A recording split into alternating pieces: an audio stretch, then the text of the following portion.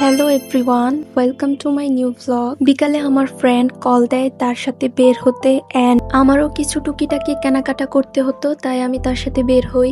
আর আমি কি কি শপিং করেছি ভিডিওতে প্রাইস সহ তোমাদের বলে দিব।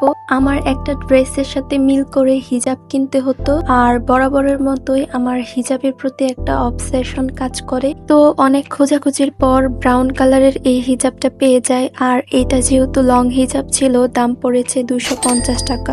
এজ এ গার্ল আমার না ইচ্ছা করে দুনিয়ার সব কালারের সব হিজাব আমার হোক। দেন আমি আমার টেবিলের জন্য একটা রেক্সিন কিনতে যাই। এই সবগুলোর মাঝে আমার এইটা পছন্দ হয়। এইটাতে হোয়াইট ফ্লাওয়ার আর পিঙ্কিশ একটা ভাইব ছিল, আর যেহেতু আমার পড়ার টেবিলটা ছোট তাই আমি এক গজ নিই, আর এটার দাম পড়েছে 180 টাকা। আমার না প্রায় টাইমই জুতা কিনতে গেলে এটা ওটা জুতা দেখার পর আমার সেই ব্ল্যাক কালার জুতাই পছন্দ হয়। আর এইদিকে দেখতেছিলাম এই জুতাটা পায়ে বেশ ভালো মানিয়েছে, এন্ড এটা নিয়ে নেই।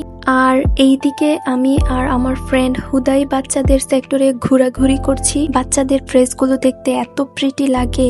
আমি আমার পড়ার টেবিলের সামনের দেয়ালে ভাবছিলাম কিছু প্রিন্টারেস্ট স্টাইল পিকচার সেট করব, তো ওইগুলা একটা কম্পিউটার দোকান থেকে প্রিন্ট করে নিই।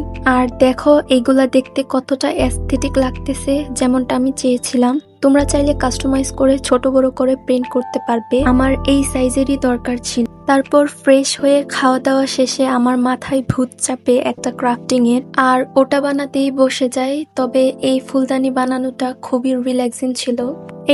এই ছিল আমার টেবিল ডেকোরের ফাইনাল লুক। তোমাদের কাছে কেমন লেগেছে আমাকে জানিও। আজকের জন্য এই পর্যন্তই। সবাই ভালো থেকো। আল্লাহ হাফিজ।